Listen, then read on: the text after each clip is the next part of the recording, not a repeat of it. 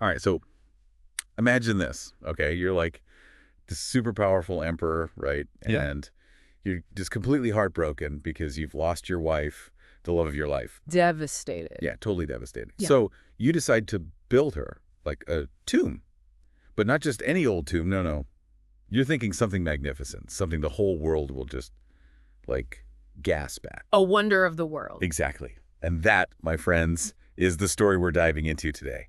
The story of the Taj Mahal. A story that goes way beyond just a pretty building, you know what I mean? We're going to uncover the history, the culture, all the human emotion kind of baked into those walls, those beautiful, shimmering white marble walls. Totally. I mean, we're talking about the Mughal Empire here, this dynasty that was huge EE. They had this vast territory, left behind all these amazing architectural wonders. And they had this unique blend of artistic influences, too, which is super interesting. Plus, their approach to religion, surprisingly tolerant, especially for the time. Right. And of course, we can't forget the love story, right? The love story between Emperor Shah Jahan and his wife, Mumtaz Mahal. Oh, yeah. Their love was the whole reason for the Taj Mahal. A love so deep it inspired one of the most iconic monuments ever. Seriously iconic. But here's the thing. You might think you know the Taj Mahal. Everyone's seen the pictures, right? The dome, the white marble. But trust me, there is so much more to discover. Oh, tons. We're going to dig into all the details, how it was built, the symbolism hidden in the design, all the wild history it's seen over the centuries. Oh, yeah, we'll uncover all the secrets. The architectural genius that brought this thing to life, like, how did they even transport that much marble? How did they do those crazy, intricate inlays with the precious stones? And the gardens. Those are like a whole other story. Designed to be like paradise on earth, seriously.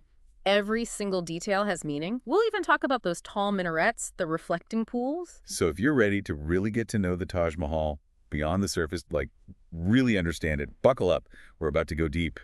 A deep dive into beauty, history, human emotion, the whole shebang. It's gonna be good. So to really get started, we need to set the stage.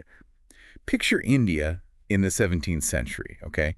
This is when the Mughal Empire was in its prime, ruling over, well, a lot. A lot is an understatement. At its peak, think present-day India, Pakistan, Bangladesh, huge chunks of those places, all under Mughal control.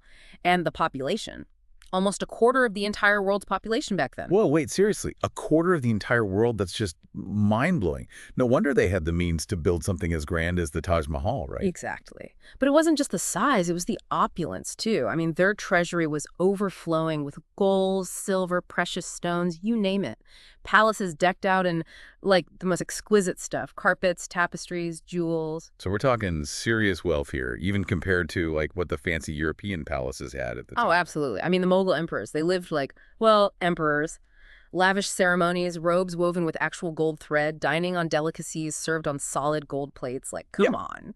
Talk about showing off your wealth and power. But okay, so they had all this power, all this wealth. Were they all about just conquering and forcing their culture on everyone else? Ah, that's actually a pretty common misconception. Yeah, they did expand through military might, that's true. But their way of governing was surprisingly tolerant, especially when it came to religion. Really?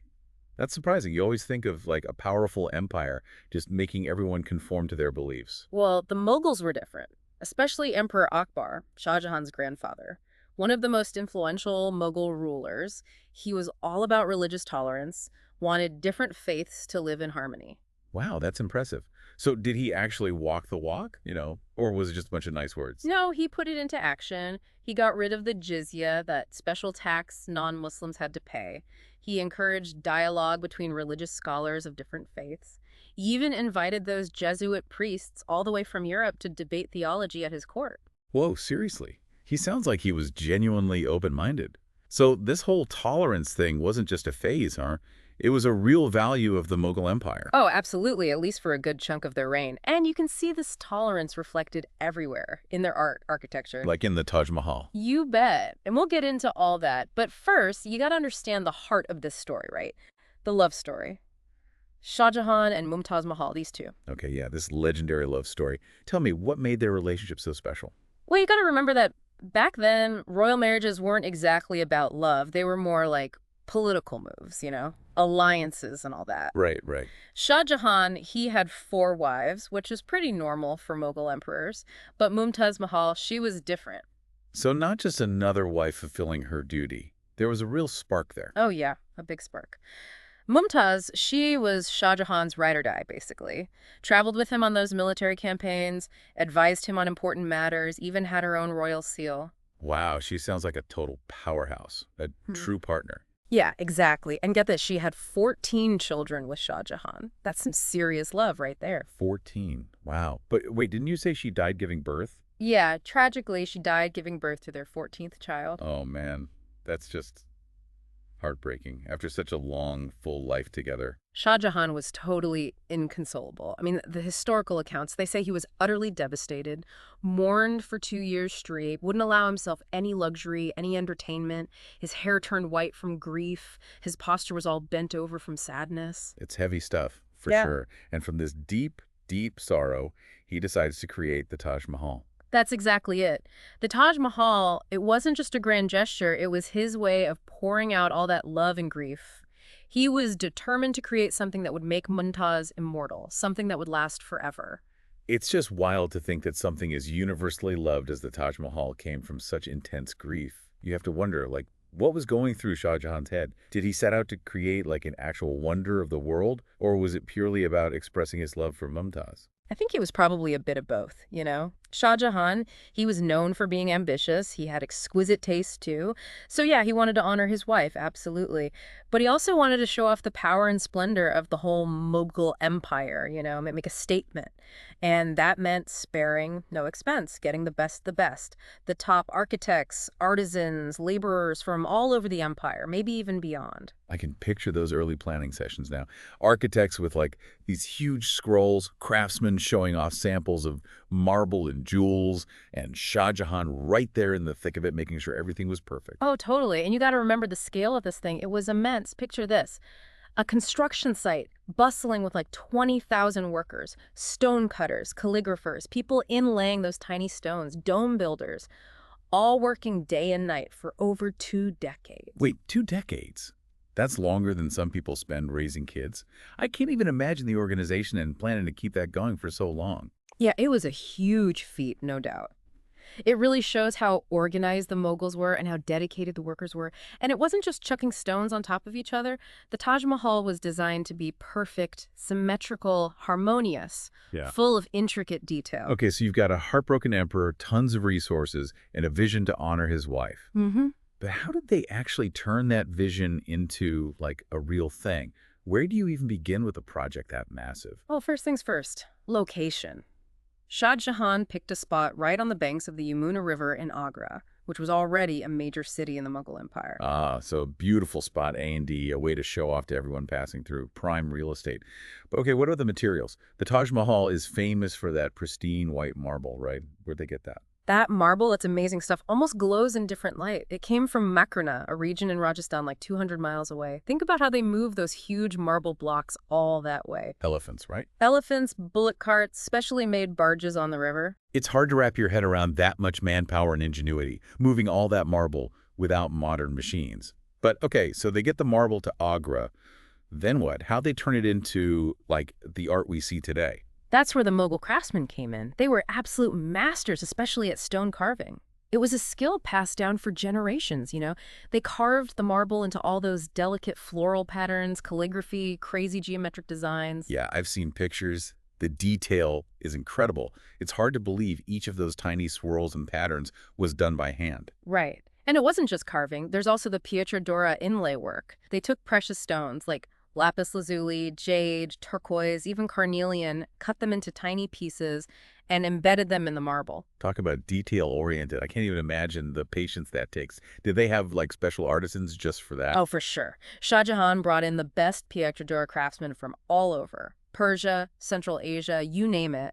These guys were masters. They could take these tiny stone fragments and make these breathtaking designs. So, like, a whole team of specialists from all these different places, all working together. There must have been a ton of collaboration, new ideas bouncing around. Oh, definitely. It was a mix of different artistic traditions, a real melting pot. And that fusion of styles is a hallmark of Mughal art and architecture. Okay, let's break down those styles a bit. The Mughals drew inspiration from lots of places, right? Yeah. How did that show up in the architecture of the Taj Mahal specifically? The Taj is like a perfect example of the Mughals blending different influences together. You see Islamic architecture in the Onion Dome, the minarets around the main building, and the geometric patterns everywhere. Right, right. So the structure itself is very Islamic. But what about, like, the Persian and Central Asian influences? I know the Mughals had roots there too, right? Oh, absolutely. You see it in the sheer scale of the Taj Mahal, the focus on symmetry, and also the gardens. The Taj Mahal has what are called charbagh gardens. Charbagh Guardians. Yeah, they're divided into four quadrants by like waterways or paths. They were super common in Persian and Central Asian architecture. Why four quadrants, though? They symbolized paradise, and they represented the four rivers of life mentioned in the Quran. Ah, I see. So the gardens weren't just a pretty afterthought. They had real meaning baked in. Exactly. The gardens were meant to create a feeling of peace and beauty, like the Mughal idea of paradise on earth. They were carefully planned, with flower beds, fountains, reflecting pools, all arranged geometrically to create this harmonious atmosphere. So it wasn't just a visual spectacle. They wanted to hit all the senses, right? The Yeah. smell of flowers, the sound of water, the view of the Taj Mahal reflected in the pools. Right on. And the symbolism doesn't stop there. Even the reflecting pools themselves have a deeper meaning. They're not just there for the reflection, they also symbolize the impermanence of life and the eternity of the afterlife. Wow, so even the simplest things are packed with meaning. It makes you really appreciate how much thought went into every single detail. But with all this symmetry and harmony, was there anything in the Taj Mahal that, like, broke the pattern? You know, there's actually one big exception to all that symmetry: Shah Jahan's tomb. Oh, interesting. Where is his tomb, and why does it break the symmetry? So Mumtaz Mahal's tomb is right in the center, under the main dome, but Shah Jahan's tomb is a little off-center, right next to hers. And they did that on purpose. It's like he's joining her in the afterlife, not being her equal. That is such a beautiful detail. It really drives home that this whole thing wasn't just about Mumtaz, it was about their love for each other. Exactly. And this story, this whole saga of love, loss, and architecture, it doesn't end there. Over the centuries, the Taj Mahal has seen some tough times. Looting, neglect, all the twists and turns of history. But that's a story for another time, maybe. I'm definitely hooked. I want to hear about what the Taj Mahal has gone through, all the ups and downs. But for now, let's just take a moment to appreciate what humans can achieve. I mean, the Taj Mahal is mind-blowing. So we've talked about why the Taj Mahal was built, that incredible love story, and the massive effort to construct it. But like anything, it can't escape time, right? Or history, for that matter. So what happened to the Taj Mahal after it was finished? Was it always this revered, protected place? Sadly, no. Like a lot of historical monuments, it went through some rough patches. Neglect, damage, even looting makes you realize that even the most amazing things are vulnerable. Yeah, it's kind of a bummer to think about something as magnificent as the Taj Mahal going through that. When did things start to go downhill? What caused it? Well, it started in the 1700s when the Mughal Empire itself began to weaken. All that political instability, invasions, infighting, it took a toll, drained the resources in the Taj Mahal. It was a symbol of their wealth and power, which made it a prime target for looters. So internal weakness and external pressure, a bad combo. What exactly happened during the looting? Did they damage the structure itself or just take valuables? Unfortunately, both. There are stories about silver doors being ripped off, gold accents melted down, even the precious stones from those Pietrodora inlays, they were pried out. It's really sad to imagine that level of damage to something so carefully made. It's like, I don't know, tearing pages out of a rare book or slashing a famous painting. It's just wrong. But you mentioned neglect too. What happened there? Right. So as the Mughal Empire crumbled, they couldn't afford to maintain the Taj Mahal like they used to. The gardens got overgrown, fountains stopped working, and the whole place just deteriorated. Even the grandest monuments need upkeep. It's a shame, for sure. But at least the Taj Mahal was eventually restored, right? It's a UNESCO World Heritage Site now, with millions of visitors every year. How'd they turn things around? That's mostly thanks to Lord Curzon, the Viceroy of India, back when it was under British rule. This is the late 1800s. Curzon was really into preserving India's cultural heritage. He understood the importance of restoring the Taj Mahal. It's kind of interesting that a British official during colonial times would champion a Mughal monument. You'd think they'd be more focused on pushing their own culture. Well, Curzon had this deep appreciation for India's history and art. He believed that preserving those monuments was key to understanding the country. So he launched this huge restoration project at the Taj Mahal. They fixed damaged parts, restored the gardens, and put measures in place to protect it from further damage. So the British, even as a colonial power, actually helped seize the Taj Mahal. What happened when India got its independence? Did they keep up the preservation efforts? Oh, yeah, absolutely. After independence, the Taj Mahal became even more important. Not just a historical treasure, but a national symbol, a huge tourist attraction. They kept restoring it, put in strict conservation measures to protect it from pollution, too many visitors, all sorts of threats. That's good to hear. It Mhm. sounds like the Taj Mahal has been through it all. Glory, neglect, resurrection. It's really an incredible story. Oh, but there's one thing we haven't talked about. The British royal family's connection to the Taj Mahal?